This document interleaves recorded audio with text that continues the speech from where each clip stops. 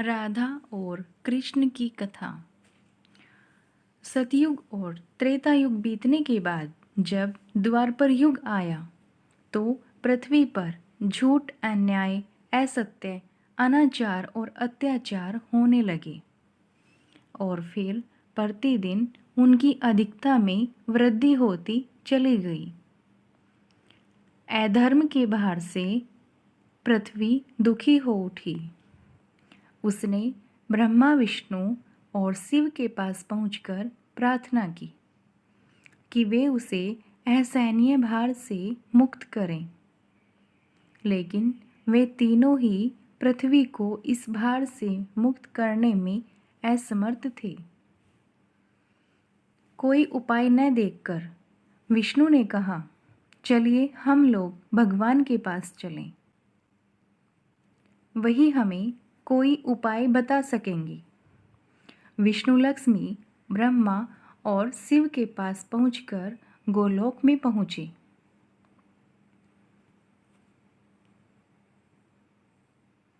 तो उन्होंने परब्रह्मा, परमेश्वर और कृष्ण के रूप में और उनकी माया को राधा के रूप में देखा। गोलोक के वृंदावन नामक सुंदर और सुरम्य वन में एक सुंदर आश्रम था। उसी के निकट एक नदी बह रही थी। विष्णु ने परब्रह्मा, परमेश्वर को पृथ्वी के दुख की गाथा सुनाई तो उन्होंने कहा, मैं पृथ्वी के दुख से परिचित हूँ। पृथ्वी को भारमुक्त करने के लिए शीघ्र ही मैं ब्रज में कृष्ण के रूप में अवतार लेने वाला हूँ। मैं वासुदेव की पत्नी देवकी के गर्भ में जन्म लूँगा और क्योंकि मैं अपनी माया से और मेरी माया मुझसे पृथक नहीं रह सकती, इसलिए मेरी माया राधा के रूप में बरसाने में वर्ष भानु गोप के घर में जन्म लेगी और उसके बाद मैं पृथ्वी को इस भार से मुक्ति दिलाने का प्रयास करूँगा, क्योंकि एक एक पापी का वध करना कठिन है। इसलिए मैं ऐसा उपाय करूँगा कि संसार के समस्त पापी स्वयं ही लड़ भिड़ कर पृथ्वी को भारहीन बना देंगे। आप लोग निश्चित होकर अपने अपने लोक में पधारिए और मेरे आदेशों का प्रतीक्षा कीजिए। विष्णु आदि देवताओं ने परमेश्वर को प्रणाम किया और अपने अपने लोक में आकर परमपिता के आदेश का प्रतीक्षा करने लगे। कुछ समय बाद ही अत्याचारी और अनाचारी मथुरा नरेश कंस के कारागार में बंदी वासुदेव की पत्नी देवकी ने एक बालक को जन्म दिया। बालक के रूप में जन्म लेने से पहले ही भगवान ने उन्हें अपनी योजना बताते हुए आदेश दिया था कि वासुदेव जी उन्हें गोकुल में नंद गोप की पत्नी यशोदा के पास छोड़ आए और उसी समय उनके गर्भ से जन्म लेने वाली कन्या को लाकर कंस के हवाले कर दे। वह कन्या मेरी योग माया है। वासुदेव ने ऐसा ही किया और कृष्ण गोकुल के नंद गोप की पत्नी यशोदा की गोद में पलने लगी। उसी समय उनकी माया ने भी राधा के रूप में बरसाने की वर्ष भानु गोप की पत्नी के गर्भ में जन्म लिया, जिसका नाम माता पिता ने बड़े चाव से राधा रख दिया। दो अलग अलग गांवों में रहते हुए भी राधा और कृष्ण बचपन से ही एक दूसरे को चाहने लगे थे।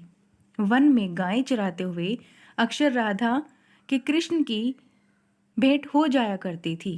फिर जब वे दोनों बड़े हो गए तो जब भी रात की बेला में कृष्ण अपनी बांसुरी के स्वरों को द्वारा अपनी प्रियतमा राधा को पुकारते, राधा अपनी सहेली गोप बालाओं के साथ कृष्ण के पास पहुंच जाती।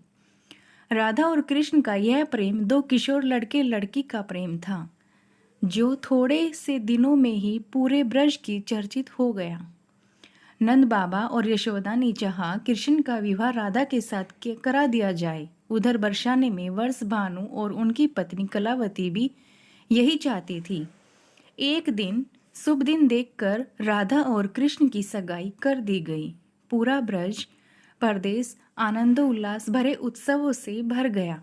लेकिन उन दोनों का विवाह नहीं हो पाया था कि कंस के आदेश पर अक्रूर कृष्ण को बुलाने के लिए मथुरा से वृंदावन पहुंच गए और अत्याचारी कंस तथा राक्षसी स्वभाव वाले उसके अनुचरों का वध करने के लिए कृष्ण को बलराम के साथ वृंदावन छोड़कर मथुरा जाना पड़ा। और मथुरा में कंस का वध करने के बाद राज्य की सुरक्षा के उत्तरदायित्व ने कृष्ण को इतना उलझा दिया कि वे चाहकर भी वृंदावन नहीं जा सके। अपने जामाता कंस के वध का बदला लेने के लिए उसके ससुर जरासंध ने अपनी विशाल सेना के साथ मथुरा को घेर लिया। लेकिन कृष्ण और बलराम ने अपने पराक्रम से जरासंध और उसकी विशाल सेना को पीठ दिखाकर भगाने में विवश कर दिया। लेकिन जरासंध पराजित होकर ही शांत नहीं बैठा। उसके कई बार मथुरा पर आक्रमण किया। मथुरा एक छोटा सा राज्य था और मथुरा नगर को सुरक्षित स्थान पर नहीं बसाया गया था। कृष्ण ने मथुरा छोड़कर अन्य कहीं जाने का निश्चय कर लिया और जरासंध की विशाल सेना के बीच से मथुरा वासियों को सुरक्षित निकालकर हजारों योजन दूर भारतवर्ष के पश्चिमी सागर तट पर ले गए और द्वारका नगर की स्थापना करके एक शक्तिशाली यादव राज्य स्थापित कर दिया। अर्कर के साथ मथुरा छोड़कर आने के बाद कृष्ण और राधा का मिलन फिर कभी नहीं हुआ, लेकिन वे आजीवन एक दूसरे को भूल नहीं पाए। वैभव संपन्न द्वारका में अनेक सुंदर पत्नियां का प्यार पाकर भी वह राधा के प्यार को नहीं भूल पाए और संसार आज भी राधा कृष्ण के प्रेम को एक आदर्श प्रेम की महान तथा अमर प्रतीक के रूप में याद करता है। उनकी मूर्तियां भारत के मंदिरों में नहीं विदेशों में भी अनेक मंदिरों में प्रतिष्ठित हैं और लोग बड़े भक्ति भाव से उनकी पूजा और आराधना करते हैं। दोस्तों, आपको ये कहानी कैसी लगी हमें कमेंट कर ज़रूर बताइएगा। और हाँ, अगर आप हमारे चैनल पर नए हैं तो प्लीज़ हमारे चैनल हिंदी स्टोरीज़ को लाइक शेयर और सब्सक्राइब किए बिना बिल्कुल भी मत जाइएगा। फिर मिलते हैं ऐसी ही एक नई कहानी के साथ। तब तक के लिए धन्यवाद। Thanks for watching. बाय।